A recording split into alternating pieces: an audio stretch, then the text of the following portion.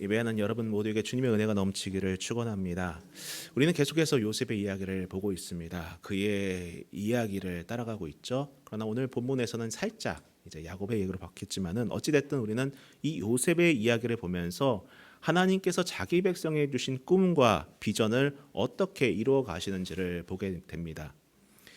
한순간의 고통만을 본다면 불행이죠. 그리고 낙심거리가 됩니다. 그 순간의 고통, 그 순간의 낙심이 되겠죠.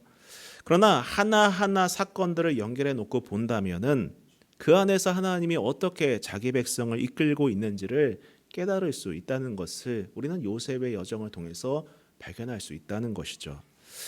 그리고 요셉이 총리가 된 것은 비단 요셉 한 사람만의 영광만을 위한 것이 아니었습니다. 그를 위한 축복이 아니었어요. 무엇입니까?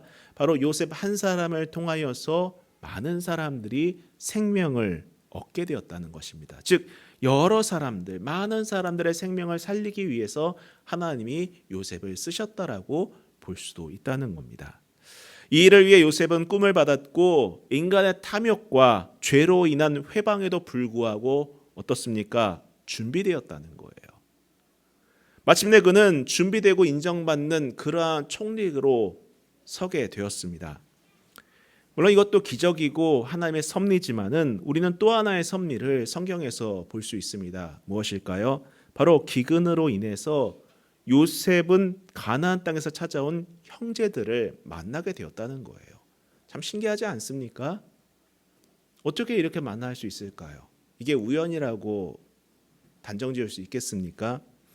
여러분 이것은 우연이 아닙니다. 하나님의 섭리이자 은혜입니다. 여러분 하나님께서는 우리가 느끼기에 좋은 일이든 혹은 나쁜 일이든 간에 그 일을 통해서 일하시는 분이십니다. 꼭 믿으시기 바랍니다. 그러므로 우리가 겪어야만 하는 일들, 때로는 감내해야만 하는 일들이 있을 겁니다. 근데 그것이 무엇이든 간에 우리는 그 일에 대해서 세상적인 기준으로 좋다 나쁘다로 판단하는 것이 아니라 성도의 기준, 다시 말해 그리스도인의 관점으로 그 일을 볼 줄 알아야 한다는 거예요. 좋다 나쁘다 그냥 세상적인 기준으로서 판단하는 것이 아니라 그리스도인의 기준으로 말씀의 눈으로 내게 벌어진 일들, 내가 해야만 하는 일들을 볼 줄 알아야 한다는 것입니다. 성도의 관점에서 보면은요, 축복이나 고통도 때로는 무엇이 될까요? 하나님의 섭리이자 계획임을 깨닫게 된다는 것입니다. 아무리 세상에서 그것은 저주다 혹은 고통이다 정말 나쁜 일이다 라고 손해다 라고 말은 한다지만은 예수 안에 있는 사람에게는 고통이 순식간에 축복으로 바뀌게 되는 것입니다. 그게 성경적인 진리라는 거예요. 그리고 요셉을 통해서 하나님께서 우리에게 말씀해 주신 메시지이기도 하고요. 형들을 만난 요셉은 그 형들을 스파이로 몰아갑니다. 너희 첩자지? 말을 하죠. 이것이 요셉의 복수였나요? 아닙니다. 이유는 단순하죠. 요셉은 형들을 잘 알았습니다. 만약에 요셉이 자신의 정체를 밝히고 이들에게 아버지와 동생을 데려와 주십시오라고 말을 했다면 어떻게 됐을까요? 아마 이들은 두려워서 위기를 모면하고자 거짓말을 하고 꼭꼭 숨어버리지 않았을까 추측해 볼 수도 있다는 겁니다. 결국 시므온 한 사람만 옥에 갇히고 나머지는 곡식을 가지고 돌아가 동생 베냐민을 데려오라는 말을 듣게 됩니다. 근데 이때 형들의 반응은 어땠을까요? 우리가 오늘은 읽지 않았지만은 창세기 42장 21절부터 잠깐 보면은 이렇게 기록하고 있습니다. 한번 보겠습니다. 그들이 서로 말하되 우리가 아우의 일로 말미암아 범죄하였도다. 그에게 우리에게 애걸할 때에 그 마음의 괴로움을 보고도 듣지 아니하였으므로 이 괴로움이 우리에게 임하도다. 르우벤이 그들에게 대답하이르되 내가 너희에게 그 아이에 대하여 죄를 짓지 말라고 하지 아니하였더냐. 그래도 너희가 듣지 아니하였느니라. 그러므로 그 핏값을 치르게 되었도다 하니 그들 사이에 통역을 세웠으므로 그들은 요셉이 듣는 줄 알지 못하였더라. 요셉이 그들을 떠나서 울고 다시 돌아와서 그들과 말하다가 그들 중에 시몬을 끌어내어 그들의 눈앞에서 결박하고 명하여 곡물을 그 그릇에 채우게 하고 각 사람의 돈은 그 자루에 도로 넣게 하고 또 길 양식을 그들에게 주게 하니 그대로 행하였더라. 자, 이 내용을 봤을 때 이들은 과거 자신들이 요셉에게 저질렀던 일들에 대해서 후회를 합니다. 근데 이 모습은 요셉과 너무나도 대조적이라는 거예요. 요셉이 걸어왔던 길과 너무나도 대조적이라는 것입니다. 보십시오. 그런 면에서 보면은요, 의로운 선택에 따른 고통은 축복으로 다가오지만은 죄악된 선택에 따른 일시적인 만족은요, 결과적으로는 무엇이 될까요? 저주라는 것을 보게 된다는 것입니다. 아무튼 요셉은 형들이 지난 잘못들에 대해서 뉘우치는 것을 보고 감격하여서 진한 눈물을 흘리죠. 하지만 사사로운 감정에 매달리지 않고 애당초 계획한 대로 냉정하게 그 일을 진행합니다. 하나님의 뜻이 이루어질 때까지 그는 참고 기다리며 묵묵하게 그 험한 역할을 감당했던 것입니다. 이제 오늘 우리가 읽은 성경은요, 그 화면이 이제 전환이 됩니다. 이제 본문은 동생 베냐민을 데리러 가나안 땅으로 돌아온 이후 어느 정도 시간이 흐른 시점을 다루고 있습니다. 이들 형제들은 가나안에서 바로 베냐민을 데리고 나올 수가 없었어요. 왜 그랬을까요? 바로 아버지 야곱의 반대 때문이었습니다. 성경 한 장 더 보면은 창세기 42장 36절에 보면은요, 그들의 아버지 야곱이 그들에게 이르되 너희가 나에게 내 자식을 잃게 하도다. 요셉도 없어졌고 시므온도 없어졌거늘 베냐민을 또 빼앗아 가고자 하니 이는 다 나를 해롭게 함이로다. 이렇게 완강한 반대 때문에 이 아들들은 베냐민을 데리고 나올 수 없었던 겁니다. 그렇게 시간을 지체하는 동안 이제 어떻게 됐을까요? 애굽에서 사온 식량들도 다 떨어져 갔어요. 그러자 이제 아버지 야곱이 말을 합니다. 이제 오늘 본문의 시작이죠. 1절부터 다시 보도록 하겠습니다. 그 땅의 기근이 심하고 그들이 애굽에서 가져온 곡식을 다 먹음에 그 아버지가 그들에게 이르되 다시 가서 우리를 위하여 양식을 조금 사오라. 야곱이 베냐민에게 집착하는 동안 애굽에 다녀올 시간을 허비했습니다. 어떻게 보면 야곱은 그런 생각을 가졌지 않았을까 생각을 해봐요. 조금 지체를 하면은 기근이 나아지지 않을까. 사실 우리도 그렇지 않습니까? 아플 때 바로 병원 안 갑니다. 좀 버티면은 좀 나아지지 않을까? 이런 마음 다 있잖아요. 그런 것처럼 조금 안 좋을 때 빨리 이렇게 뭔가를 하려고 하는 것이 아니라 지체를 하는 것처럼 야곱도 좀 내가 버티면은 기근도 좀 나아지고 그러다 보면은 뭐 어떻게 되겠습니까? 애굽에 두고 온 시몬을 좀 포기하려고 했던 건지 모르겠지만은 그러면서까지 베냐민을 지키려고 했던 그러한 심산인지 모르겠지만 아무튼 야곱은 버텼어요. 그러나 결과적으로 어떻게 됐습니까? 그것이 더 악재가 되었다는 것이죠. 야곱의 생각과는 달리 기근은 더 심해지고 양식은 바닥나게 되었던 것입니다. 여러분 너무 자기 생각에 의지하지 마세요. 내 지혜에 의지하지 마시기 바랍니다. 사람이 다 아는 것처럼 여겨지지만은요, 몰라요. 사실은요. 1시간 뒤에 내일도 모르고 내일 일도 모르는 게 우리의 현실입니다. 나를 의지하지 마시기 바랍니다. 예전에 양식이 붉은 죽, 즉 팥죽으로 장자권을 빼앗던 사람이 이제는 양식 때문에 어떤 일이 벌어지는 것입니까? 가장 사랑하는 아들을 빼앗길 위기에 처한 거예요. 참 아이러니하지 않습니까? 자기밖에 모르는 이 철부지 아버지, 이 야곱. 사실 이거는 도를 넘은 자식 사랑이라고밖에 볼 수 없는 것 같습니다. 이를 이 지경까지 몰고 와서는 하는 말이 무엇입니까? 가서 양식을 조금 사와라. 무책임한 말 아니겠나요? 정말 무책임하죠. 그러자 듣다 못한 유다가 나섭니다. 오늘 보세요. 3절부터 보시기 바랍니다. 유다가 아버지에게 말하 이르되 그 사람이 우리에게 엄히 경고하여 이르되 너희 아우가 너희와 함께 오지 아니하면 너희가 내 얼굴을 보지 못하리라 하였으니 아버지께서 우리 아우를 우리와 함께 보내시면 우리가 내려가서 아버지를 위하여 양식을 사려니와 아버지께서 만일 그를 보내지 아니하시면 우리는 내려가지 아니하리니 그 사람이 우리에게 말하기를 너희의 아우가 너희와 함께 오지 아니하면 너희가 내 얼굴을 보지 못하리라 하였음이니이다. 유다는 반드시 베냐민을 데리고 가야 한다고 설득을 합니다. 누구를? 아버지를요 설득을 해요. 왜냐하면 이것이 가족 전체의 목숨이 걸린 일이었기 때문입니다. 아버지가 그냥 철없이 양식 좀 구해와라 했을 때 아니 아버지 왜 현실을 보지 않는 것입니까? 지금 우리가 가기 싫어서 안 가는 것이 아니라 베냐민을 좀 데려가게 해달라고, 베냐민을 내주면은 우리가 그와 함께 가서 양식을 사올 수 있다고, 이렇게 아주 단호하게 말하는 것 아닙니까? 그러자 야곱이 말합니다. 6절을 보세요. 이스라엘이되 너희가 어찌하여 너희에게 또 다른 아우가 있다고 그 사람에게 말하여 나를 괴롭게 하였느냐.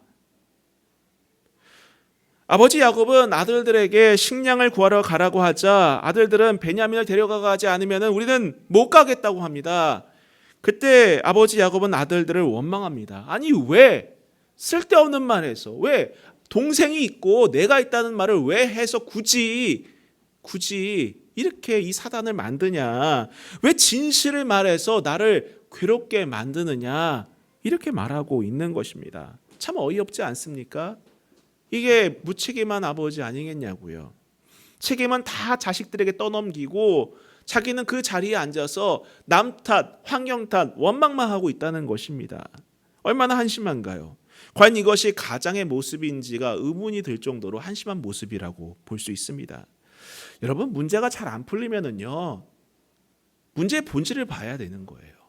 그렇지 않습니까? 그 문제의 본질을 다뤄야지 문제는 해결되는 거예요. 지금 식량을 구하는데 가장 근본적인 문제의 본질은 무엇입니까? 베냐민을 데려가느냐, 데려가지 못하는 임무, 여기에 있는 거예요. 근데 야곱은 그 본질은 제쳐두고 뭡니까? 남 탓하는 것입니다. 환경 탓하는 거예요. 자꾸 격가지를 견디면서 다른 주위 탓을 다 하고 있는 것이 야곱이 보이는 모습입니다. 여러분, 이런 남 탓하고 환경 탓하면은요, 문제는 해결되지 않아요. 이 문제는 해결되지 않습니다. 결코 해결될 수가 없다는 거예요. 그렇지 않습니까, 여러분? 예전에 코로나 있을 때 한참 유행할 때도 그렇지 않습니까? 정말 본질적으로 예방접종을 하고 치료를 받고 이래야 되는데 이상한 유사과학이라고 이상한 것들이 막 떠돌아다녔잖아요. 본질을 건드려야 된다는 거예요. 본질을 건드려야 된다는 것입니다. 근데 지금 야곱은 문제의 본질을 건드리지 않습니다. 자꾸 주변 것들을 건드려요. 자꾸 남 탓을 합니다. 자꾸 환경 탓을 합니다. 그러면서 분노하며 원망하고 있다는 거예요. 여러분, 이런 모습이 우리의 모습이 되어서는 안 됩니다. 우리가 믿음의 길을 걸어가면서 겪어야 하는 여러 가지 문제들이 있지 않습니까? 그때의 문제를 건드리지 않고 자꾸 남 탓하지 마세요. 내 안에 있는 죄의 문제는 건드리지 않고 자꾸 너 때문이다, 누구 때문이다, 환경이 안 좋아져서다, 이런 탓하지 마시기 바랍니다. 아무튼 이 원망을 듣던 아들들이 대답합니다. 얼마나 답답했으면 대답을 하는 거예요. 자, 7절을 보세요. 그들이 이르되 그 사람이 우리와 우리의 친족에 대하여 자세히 질문하여 이르기를 너희 아버지가 아직 살아계시느냐, 너희에게 아우가 있느냐 하기로 그 묻는 말에 따라 그에게 대답한 것이니 그가 너희의 아우를 데리고 내려오라 할 줄을 우리가 어찌 알았으리까. 이 말이 무슨 말입니까? 아버지의 질책을 듣다 보니까는 유다를 제외한 아들들이 모두 아버지에게 항변을 하는 거예요. 지금 아니, 자신들은 애굽의 총리가 우리에게 그러한 요구를 할 줄 꿈에도 생각 못했다는 거예요. 그렇지 않습니까? 그저 그들은 묻는 질문에 답변했을 뿐이라는 거예요. 가족에 대해서 꼬치꼬치 캐물으니까는 물으니까 답변을 해야 되잖아요. 답변했을 뿐이고, 그래서 아버지와 막내 동생의 존재에 대해서도 그냥 상세하게 아무 꺼리낌 없이 얘기했을 뿐이다. 근데 그 사람이 갑자기 동생을 데리고 오라고 할 줄은 누가 알았겠느냐라고 항변을 하는 것이죠. 근데 여러분, 언뜻 보기에는 잘잘못을 따지면서 서로 책임을 떠넘기는 내용처럼 보이지만은 우리는 그 안에서 한 가지 놓치지 말아야 할 것을 발견할 수 있습니다.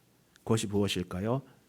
그것은 예기치 못한 일이 있을 때는 하나님의 섭리가 있음을 알아야 한다는 거예요. 우리가 살아가다 보면은 예상치 못한 일이 얼마나 많이 옵니까? 그렇죠? 누가 잘못해서가 아니에요. 누가 무언가 문제를 일으켜서도 아닙니다. 전혀 의도한 것이 아니에요. 예상치 못한 일이 올 때가 있습니다. 그러나 그런 때에는 무엇이 있다? 하나님의 섭리가 있다는 겁니다. 누구의 잘못도 아니죠. 일이 그렇게 됐을 뿐인데 그때 여러분 누구를 원망하거나 그러지 마세요.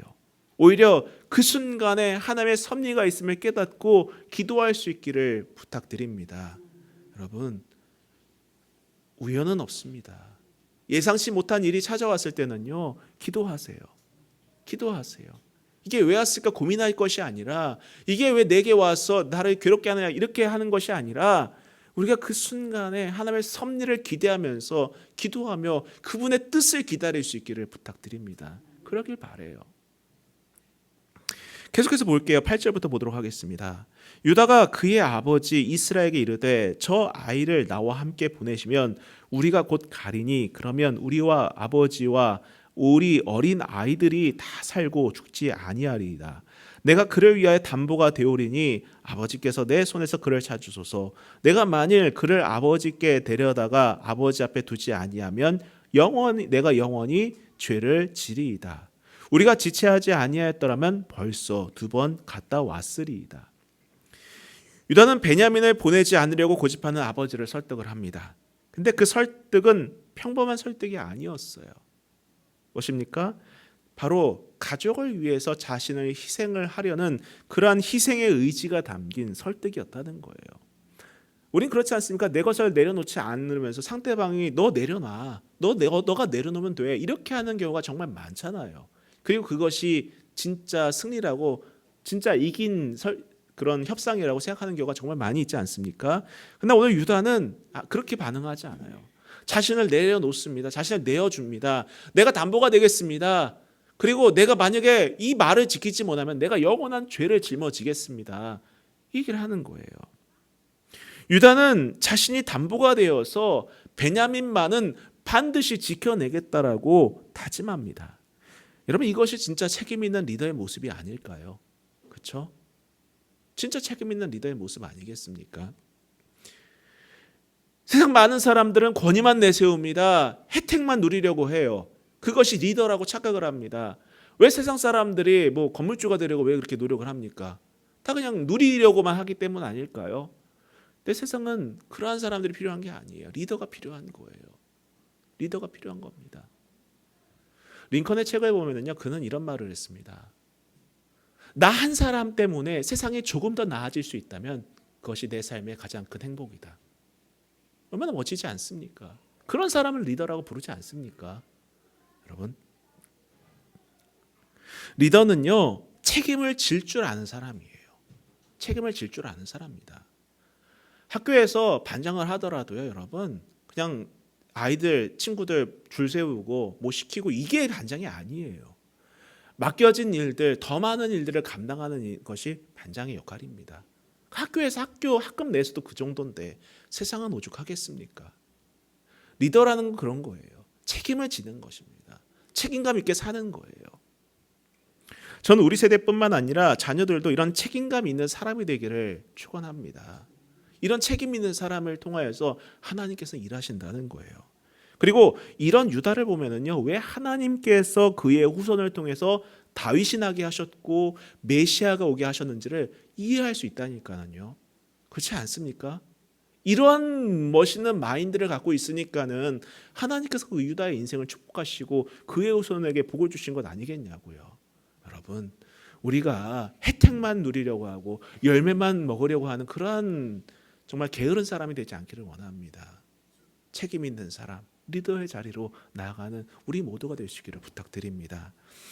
자, 11절부터 읽고 마치도록 하겠습니다.